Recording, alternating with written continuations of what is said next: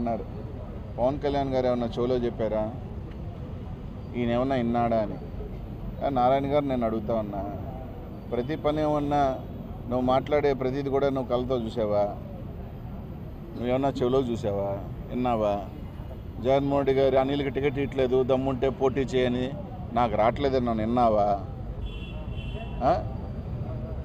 ఒకటి అడుగుతా ఉన్నాం. కాబట్టి నిన్నేదో చూసాం, ఆయన ప్రజలకు దగ్గరగా ఉండే మనిషి అంట. 4.5 సంవత్సరాలు ఏ ప్రజలకు దగ్గరగా ఉన్నాడో తెలియదు.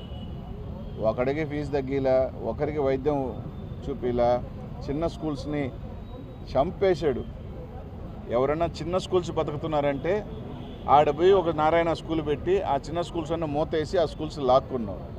ఇది వాస్తవం కాదని అడుగుతా ఉన్నా. నిజంగా నీకు ఎక్కడైనా విద్యా సంస్థల్లో ఎన్ని చిన్న స్కూల్స్ బలైపోయినాయి నీ వల్ల, మీ విద్యా సంస్థల వల్ల, మీ కార్పొరేట్ మాఫియా వల్ల నెల్లూరులో కానీ రాష్ట్రాల్లో కానీ ఎన్ని చిన్న స్కూల్స్ని చంపేశారు మీరు మాట్లాడతారా? మీరు ఈరోజు ఒక్కటే అడుగుతా ఉన్నా, నెల్లూరు నగర ప్రజలందరినీ కూడా అడుగుతా ఉన్నా. నేను తప్పులు చేస్తుంటానో, మంచి చేస్తుంటానో, చెడు చేస్తుంటానో ఇవన్నీ పక్కన పెడితే, నెల్లూరు నగరంలో ఏ ఒక్క వ్యాపారస్తుడైనా లేకపోతే ఏ ఒక్క బిల్డింగ్ కట్టుకున్న వాళ్ళకైనా నేను కానీ నా కార్పొరేటర్లు కానీ ఏ రోజైనా వచ్చి ఆ బిల్డింగ్లు కానీ ఆ వ్యవస్థలను కానీ వ్యాపారస్తులను కానీ ఈ 4.5 సంవత్సరంలో ఇబ్బంది పెట్టిన సంఘటన ఒక్కటైనా ఉందని అడుగుతా ఉన్నా. మీకు ఫోన్ చేసి డబ్బులు అడగటం కానీ ఎక్కడైనా కానీ నెల్లూరు నగరంలో ఒక ట్యాక్స్ అనేది కానీ వసూలు అనేది కానీ ఎక్కడైనా జరిగిందని ఒక్కసారి ఆలోచన చేయడం మాత్రమే అడుగుతా ఉన్నా. ఎక్కడైనా ఏ వ్యాపారస్తుడైనా మీకు ఫోన్ చేసి మీ బిల్డింగ్ ఇలా కట్టారు, మాకు డబ్బులు పంపించండి, లేకపోతే మీకు పర్మిషన్ కావాలంటే ఈ విధంగా పంపించండి అని. నా దాంట్లో కూడా ఎంతోమంది డాక్టర్స్ కొత్త క్లినిక్స్ కట్టుకున్నారు. ఒక్క డాక్టర్కైనా కానీ మా కార్పొరేటర్ కానీ అనిల్ దగ్గర ఎమ్మెల్యే దగ్గర నుంచి ఒక ఫోన్ వచ్చింది.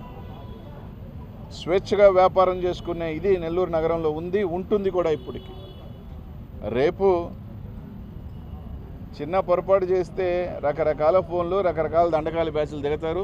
ఇదే పనిలో ఉంటే ఆలోచన చేసుకోండి. కనీసం ఆయన దగ్గరికి వెళ్ళే పని కూడా లేదు. అలాగే నెల్లూరు నగరంలో ఉన్న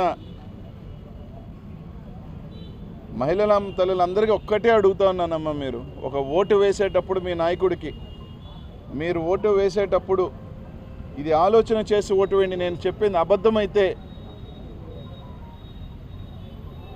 నారాయణ మెడికల్ కాలేజీలో గత 5 సంవత్సరాలలో 6 సంవత్సరాల్లో 5 మంది ఆడబిడ్డలు ఆత్మహత్య చేసుకున్నారు. ఒక్క ఆడబిడ్డ చనిపోయినప్పుడల్లా ప్రతిసారి ఆయన నెల్లూరులోనే ఉన్నాడు, అదే క్యాంపస్లో ఉన్నాడు. కనీసం ఆడబిడ్డ కడచూపైనా చూశాడు అతను. మీ బిడ్డ కాదు, వేరే ఊర్లో బిడ్డ కాబట్టి మాకు సంబంధం లేదనుకుంటారేమో. ఒక్కసారి మానవత్వంతో ఆలోచన చేయండి. ఇది నేను చెప్పింది తప్ప ఒప్ప? 5 మంది ఈ రాష్ట్రంలో ఏ మెడికల్ కాలేజ్లో కూడా ఒక ఆడబిడ్డ సూసైడ్ చేసుకోలే. ఒక్క నారాయణ మెడికల్ కాలేజ్లోనే 5-6 బిడ్డలు చేసుకున్నారు. ఒక్క బిడ్డనైనా సరే కడతార పోయి చూసాడా? కనీసం ఆ క్యాంపస్లోనే 10 అడుగులు వేస్తే ఆ బిడ్డను చూడొచ్చు. ఒక్క బిడ్డనైనా పోయి చూసి ఇది చేశాడు. అట్లాంటి మానవత్వం లేని మనిషి. ఇదే మన బిడ్డలకి జరిగితే మనం అట్లాంటి వ్యక్తిని ఎన్నుకుంటామా? అట్లాంటి వ్యక్తికి ఓటు వేయాలని ఆలోచన చేస్తామని మాత్రం ఆలోచించండి. నేను చెప్పింది తప్ప ఒప్ప, నిజమా కాదా తేల్చుకోండి. జరిగిన మాట వాస్తవాలు కాదా? చాలాసార్లు కూడా చెప్పాను నేను. ఈ రోజు దానికి సమాధానాలు చెప్పలే, ఏదేదో సమాధానాలు చెప్తాడు. దీనికి మాత్రం సమాధానం చెప్పొచ్చుగా. పైన 30 కింద 20 అంటే మాత్రం సమాధానం చెప్పాడు. నాకు 50 లక్షలు పంపించిన మాట వాస్తవం కాదంటే ఇప్పుడు దానికి సమాధానం చెప్పలా.